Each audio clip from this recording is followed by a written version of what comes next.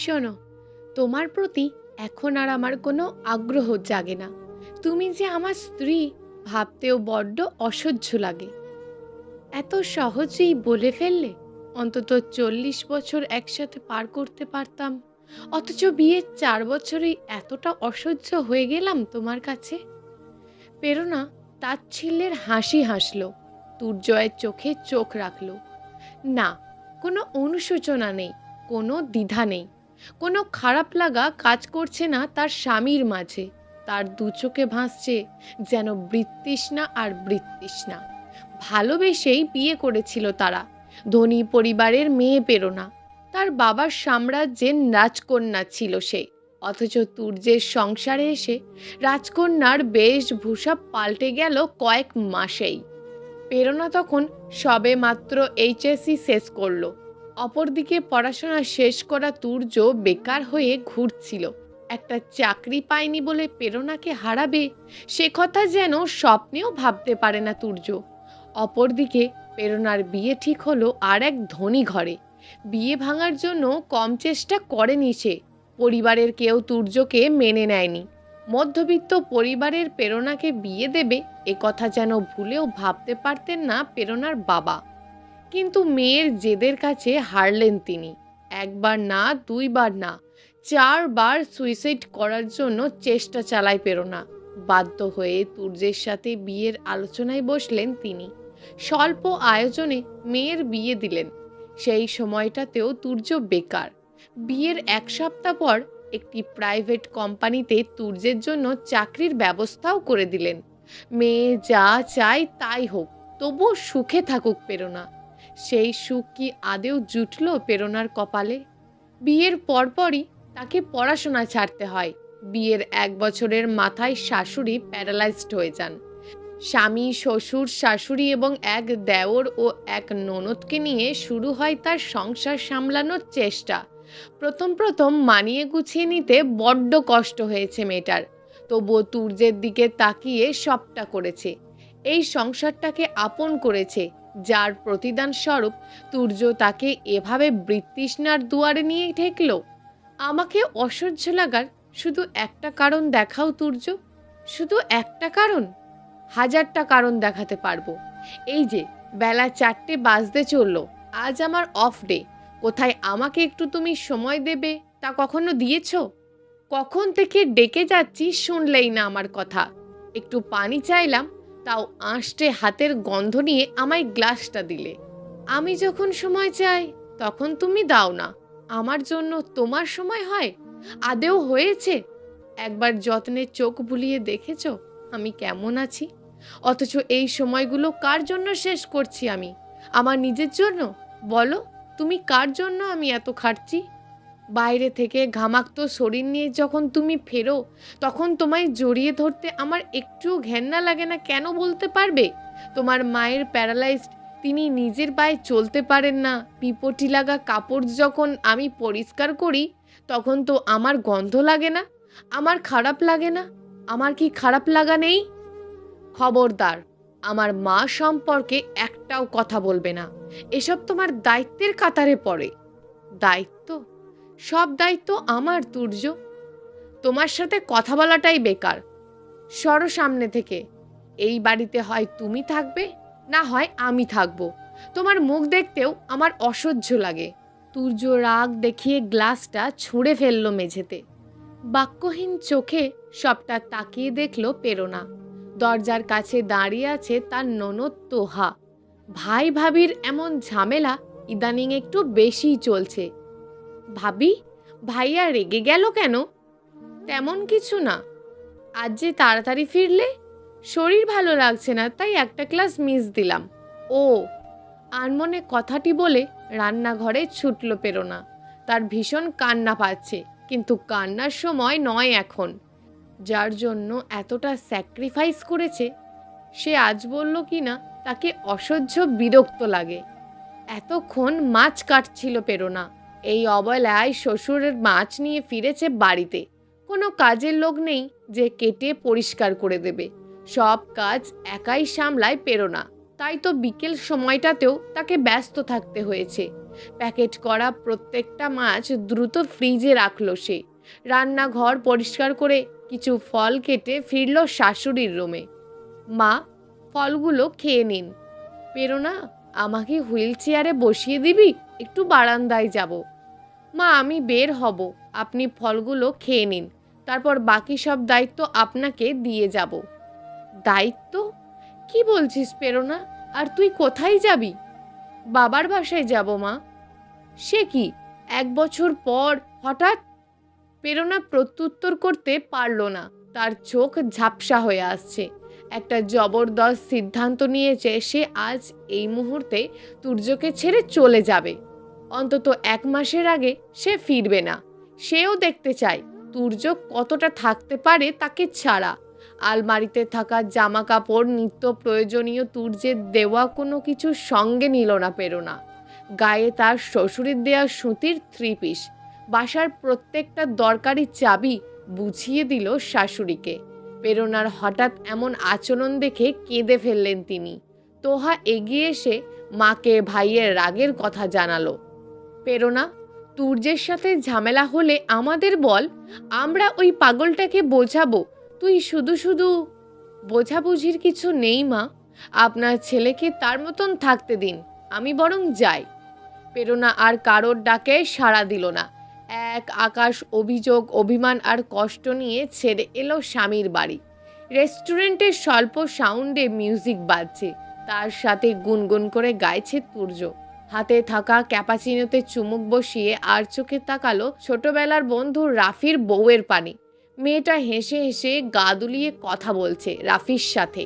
ডান হাতটা বাড়িয়ে ছুঁয়ে দিচ্ছে রাফির চুল। রাফিকে যেন কোনো কারণে কনভিন্স করতে চাইছে, সেটা বেশ ভালোভাবেই বোঝা যাচ্ছে। মেয়েটার চমৎকার সাজসজ্জা, হাস্যোজ্জ্বল চেহারা যে কারো নজর কাড়তে বাধ্য। এই মুহূর্তে তুর্যের বড্ড আফসোস হচ্ছে, তার বউটা কি করে এত পাল্টে গেল। সৌন্দর্যের ফোয়ারা ছিল তার মাঝে, তার সঙ্গতায় এখন মন বসে না তুর্যের। না মনের মধ্যে টান, না শরীরের টান, কোনো টান নেই, শুধু আছে একটুখানি পিছু টান। সরি তোকে অনেকক্ষণ বসিয়ে রাখার জন্য, এই বউটা যা করে না। রাফির প্রশ্নের সদ্বিত ফিরল তুর্যের। মেকি হাসি হেসে বলল, না না, সরি বলছিস কেন?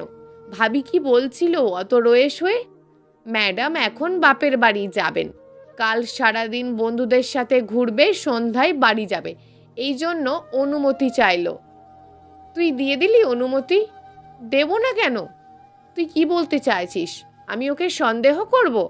না না, তা না, বাদ দে। কি খবর তোর? অনেক দিন পর দেখা হলো। আমার আর খবর, এই তো চলছে। তোকে উস্কো সুস্কো লাগছে কেন? ভাবির সাথে কোনো ঝামেলা হয়েছে নাকি? ওই মেয়ের নাম নিস না রাফি, জাস্ট অসহ্যকর। কি? প্রেরণার সাথে তোর আবার কি হলো? এই, তোদের সম্পর্ক ঠিকঠাক আছে তো? সূর্য ক্যাপাচিনো কাপে হাত ঘোরালো, দায়সারা ভাবে বলল, আমি মেয়েটার মাঝে এখন আর কোনো ফিলিংস পাই না, তাকে দেখলেই আমার মাথা গরম হয়ে যায়। তুর্য, প্লিজ এসব বলিস না। প্রেরণা মেয়েটা তোর জন্য কি না করলো, আর তুই? রাজপ্রাসাদ ছেড়ে মেয়েটা তোর কুঁড়ে ঘরে পড়ে আছে, আর ভুলে যাচ্ছিস কেন প্রেরণার বাবাই তোকে এই চাকরিটা দিয়েছিল? চাকরি দিয়েছে বলে কি মাথা কিনে নিয়েছে নাকি? একদম খোঁটা দিবি না রাফি। ওকে ওকে, শান্ত হ।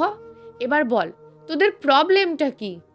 প্রেরণার প্রতি কোনো টান কাজ করে না, সে কেমন যেন হয়ে গেল।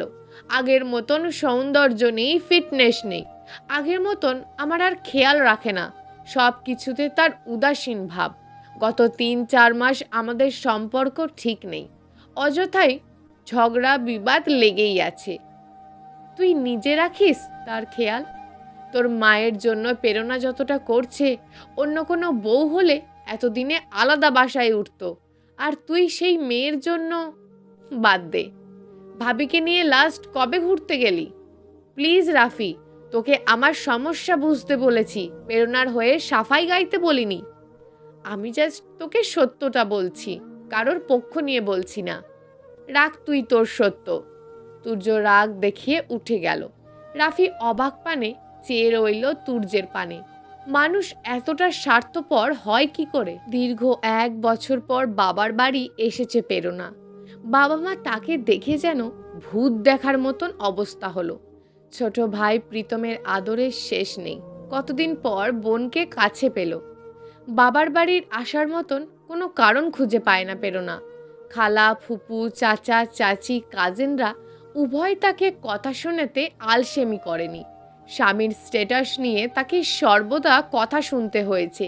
কিছু বিবাহিত কাজিন তার সাথে সম্পর্কের ফারাক দিয়েছে। এর মূল কারণ প্রেরণার স্ট্যাটাসের সাথে তাদের যায় না। ভালোবেসে প্রেরণা যেন সব হারালো। কিন্তু কই, এসব নিয়ে প্রেরণার মাথা ব্যথা হয়নি। যখনই কান্না পেয়েছে ছুটে গেছে তুর্যের বুকে। সবটাই বুঝতো তুর্য। মেয়েটার কষ্ট ভোলাতে ভালোবাসায় সিক্ত হতো। দুটি মন, দুটি দেহের যখন দূরত্ব ঘুচে যেত, তখন কোথায় দুঃখ, কোথায় কষ্ট।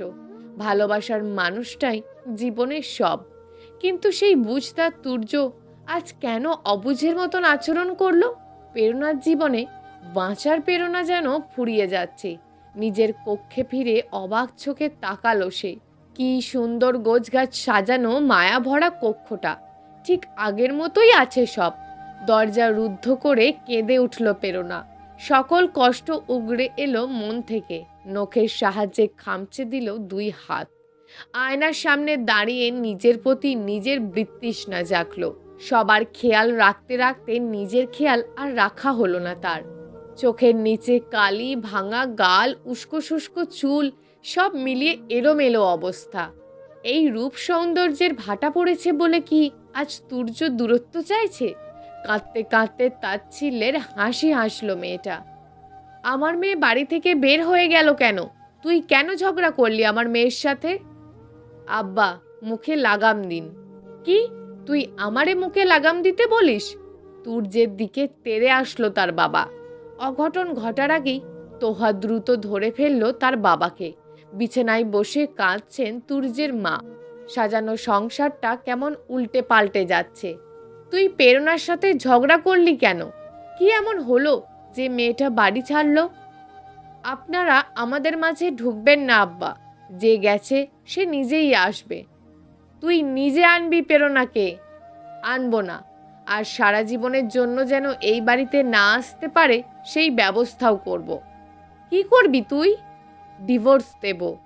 একটা শব্দে পরিস্থিতি থমকে গেল।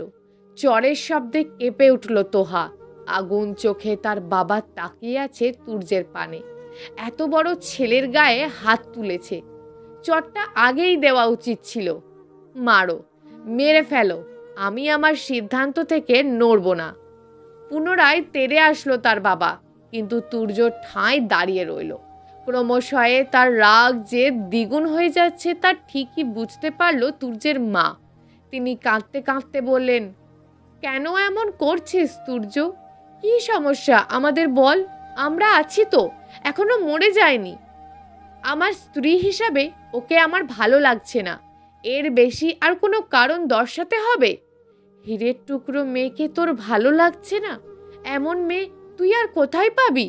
আমার খেয়াল রাখছে, পুরো পরিবারটা সামলে রাখছে। ওর মতন মেয়ে হয় না বাবা। তুর্যের আগে ফোঁস-ফাঁস করছিল। তোহার পাশে দাঁড়িয়েছিল তার ছোট ভাই তানজিব। তানজিব এবার ক্লাস 10-এ উঠেছে। তার মাঝে আলাদা ভাবভঙ্গি প্রকাশ পাচ্ছে। নিজেকে ইদানিং সাহসী ভাবতে শুরু করেছে সে। প্রেরণার ভীষণ ভক্ত। সে মায়ের মতন আগলে রেখেছে তাদের। তাই তো ভাইয়ের এমন বাজে সিদ্ধান্তে ছেলেটা ভীষণ চটে গেছে। তানজিব আঙুল নাচিয়ে এগিয়ে এলো তুর্যের কাছে। যদি তুমি ভাবিকে ডিভোর্স দাও, তবে আমি ভাবিকে বিয়ে করব। তারপর দেখিও কেমন মজা হয়। আমরা সংসার করব আর তুমি আঙুল চুষবে। তোমার মতন ছেলেকে ভাবি ডিজার্ভ করে না, বুঝলে? তানজিবের কথায় সূর্য মাথায় নিল না। গটগট পায়ে হেঁটে চলে গেল নিজের কক্ষে। প্রেরণাকে ফোন করতে ইচ্ছে মতো বকার জন্য উদ্যত হলে দেখতে পেল হোয়াটসঅ্যাপে প্রেরণার মেসেজ এসেছে। 1 মাস সময়টা খুব বেশি নয়। আমাকে ছাড়া 1 মাস তোমার অনায়াসে কেটে যাবে, তা আমি জানি। আমাদের মাঝে এই 1 মাস দূরত্ব থাক। আমি আমার মতন, তুমি তোমার মতন। কেউ কারোর বিষয়ে জাজ করব না, ইন্টারফেয়ার করব না। নিজের খেয়াল রেখো, পরিবারের যত্ন নিও। এই সম্পর্কের পরিণতি না হয় 1 মাস পরই হবে। প্রেরণা কয়েক বছর পর আজ পার্লারে পা রেখেছে। সবটাই তার কাছে কেমন নতুন নতুন লাগছে। আগের প্রেরণায় ফিরবে সে, আগের মতো নিজের যত্ন নেবে। সারাটা দিন গেল মেয়েটার পার্লারেই। পরের দিন সেজে গুজে বেরিয়ে পড়ল বন্ধুদের সাথে দেখা করতে। অনেক দিন পর সবার সাথে দেখা হয়ে বেশ আনন্দ ফিরল মনের মাঝে। কিন্তু ওই যে কারোর কারোর সুচালো কথা তার মনটাকে বিষিয়ে তোলে, এসব সে পাত্তা দিল না। একে একে কেটে গেল 15টা দিন। সম্পূর্ণ আগের রূপে ফিরে এসেছে প্রেরণা। দিনভর আড্ডা, শপিং, ফুরফুরে মেজাজে থাকছে সে। অপরদিকে রাতটা কাটে বিভীষিকাময় তুর্যকে ভেবে কাঁদতে কাঁদতে তার সকাল হয়। অপরদিকে তুর্যের পথ চলা কঠিন হয়ে পড়ল। মায়ের দেখভালের জন্য তোহার কলেজ কোচিং মিস যাচ্ছে। বাবা দোকানে বসেন বলে বাড়িতে সময় দিতে পারেন না। তানজির তার পড়াশোনা নিয়েই ব্যস্ত। তুর্য অফিস থেকে ফিরে এসে ঘরের অর্ধেক কাজ সামলাতে হয়। এইভাবে তো আর চলা যায় না। কয়েক মাস আগে প্রেরণা চেয়েছিল একজন কাজের লোক থাকুক, কিন্তু তুর্য সায় দেয়নি।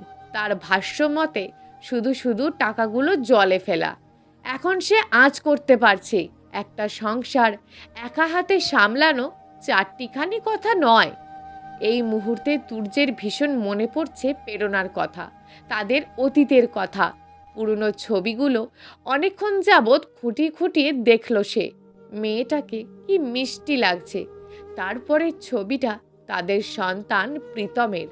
1 বছর আগে তুর্যের কোলে প্রীতমকে নিয়ে রিকশায় উঠে শপিং যাচ্ছিল। পিছন থেকে ট্রাক চাপা দেওয়ায় ছিটকে মাঝ রাস্তায় পড়ে যায় ছোট্ট শিশু প্রীতম। ট্রাকের চাকায় পিষে যায় তার ছোট্ট দেহ। আর বাঁচানো গেল না তাকে। সেই দিনগুলো ছিল দুর্বার, কঠিন, হাহাকারে জর্জরিত। প্রেরণাকে ছাড়া 18তম দিন আজ। তুর্যের অবস্থা ক্রমশ খারাপের দিকে যাচ্ছে। তার সহ্য সীমানা যেন আজ শেষ পর্যায়ে। প্রেরণাকে ছাড়া এক একটা দিন তার কাছে দুর্বিষহ লাগে। সারাটা রুম যে মেয়ে দাপিয়ে বেড়াতো, তার জীবনে অভ্যাসের দখল নিয়েছে যে সে আজ নেই। নিজেকে জলে ভাসা খড়কুটো লাগে তার। রেস্টুরেন্টে বসে রাফিকে প্রেরণার কথা বলছিল তুর্য। নিজের ভুল নিয়ে সে অনুতপ্ত। মা বাবার চোখে চোখ রাখতে পারে না সে। বারবার মনে হয় শুধু প্রেরণার সাথে নয়, তাদের সাথেও অন্যায় করেছে সে। জানিস কতদিন হয়ে গেল প্রেরণার সাথে একা মন খুলে আড্ডা দিইনি। পার্কে বসে আড্ডা দেওয়ার সেই মুহূর্তগুলো মিস করছি।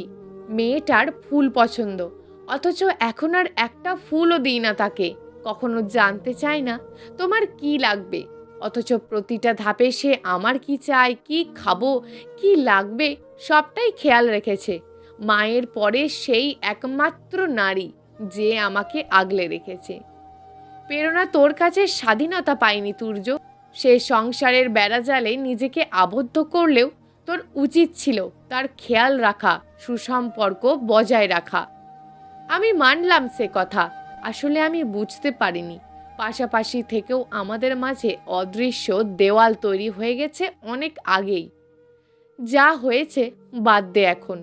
গিয়ে তুই ফিরিয়ে আনবি প্রেরণাকে। দুপুরের খাবার শেষে রাস্তার ধারে হাঁটছিল রাফি এবং তুর্য। নিরিবিলি রাস্তায় হঠাৎ খিলখিল হাসির শব্দে চমকে তাকায় তুর্য। ঝালমুড়ি হাতে দাঁড়িয়ে আছে প্রেরণা। পাশে তার বন্ধুরা।